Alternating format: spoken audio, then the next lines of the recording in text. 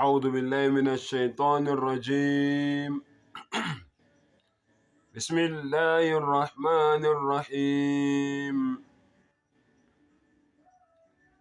وما يكذبك بعد بالدين أليس الله بأحكم الحاكمين.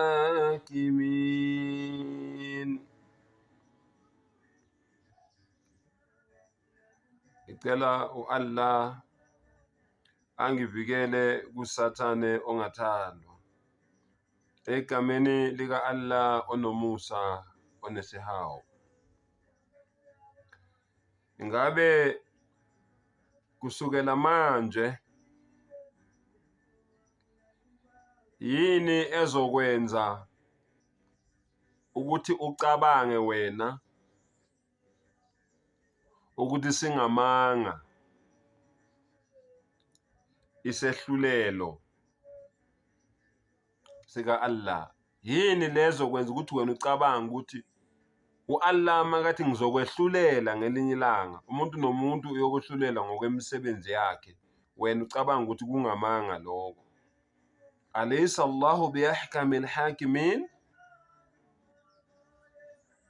Ingabe ngempela ukhona yini omunye wena omaziyo ongumbusi omkhulu onamandla ukwenza yonke into na? Ingabe ukhona yini omaziyo omkhulu onamandla okubeka umthetho na ngaphezu komthetho kaAllah? Ingabe ukhona yini wena omaziyo omkhulu okwazi ukwahlulela ukudlula uAllah, okudlula umdali wakho?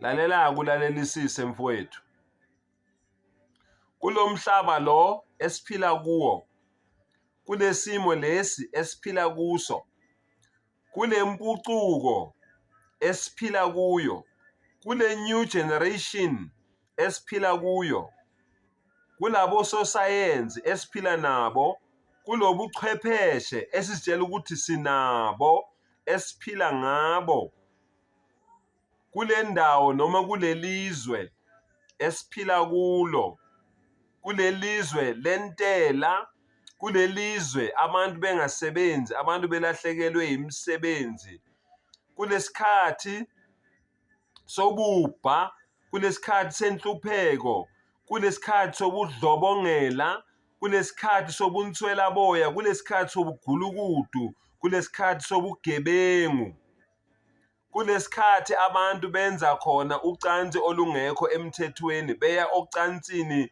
bengashadile, kulesikhathi abantu besifazane sebehamba nqunu sebelahlekelwe isimilo, kulesikhathi abantu bephuza utshwala sengathi baphuza amanzi, kulesikhathi abantu bebhema khona izidakamizwa sengathi babhema insango noma babhema ugwayi, kulesikhathi abantu begembula ngendlela eyisimanga ongeke uze uyi-understand, abantu sebe-addicted to i-gambling. Kulesikhathi omashonisa nabo bethe bhe, amabhenki ayashonisa, abantu emalokishini bayashonisa, kulesikhathi se-corruption, kulesikhathi sencindezelo, kulesikhathi sobudlova, kulesikhathi sokubulalana, kulesikhathi sokucwasana ngokwebala, ngokobuzwe, ngokwendabuko, kulesikhathi sokucwasana ngokwebala, ngokokukhuluma, ngokolimi. Subhanallah.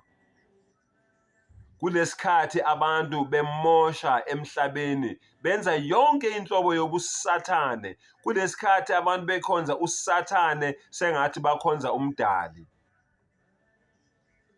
Ngabe abantu sebemkhohliwe yini umdali wabo? Umuntu uhambela kude kunomenzi wakhe, umuntu uzenzela umathanda. Bamkhohliwe umdali, bazikhohliwe izithunywa zakhe. uchungechunge lezithunywa olathunyelwa umdali emhlabeni ukuze bazosixwayisa, ukuze bazosibonisa.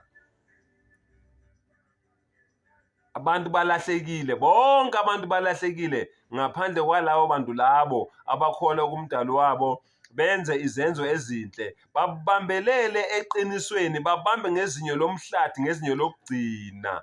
Uma ngabe behlelwa izehlo ezimbi bese beyabekezela, bakubekezelele konke lokho. Fasabran jamila, u-Allah uthi kuhle ukubekezela, kuhle ukubekezela. Kini nonke bafowethu nina enihlukumezekayo njengoba izwe lizamazama, njengoba izwe lixovwa abantu abathi bayalungisa. Kini nonke ngithi umdali uthi fasabran jamila, kuhle ukubekezela. Bambelelani ngani? Inna Allaha ma'as sabirin. U-Allah umdali wethu ukanye nalabo ababekezelayo. Sengathi umdali angasivula amehlo, asivule ingqondo. Wa akhiru da'wana anil hamdulillahi rabbil alamin.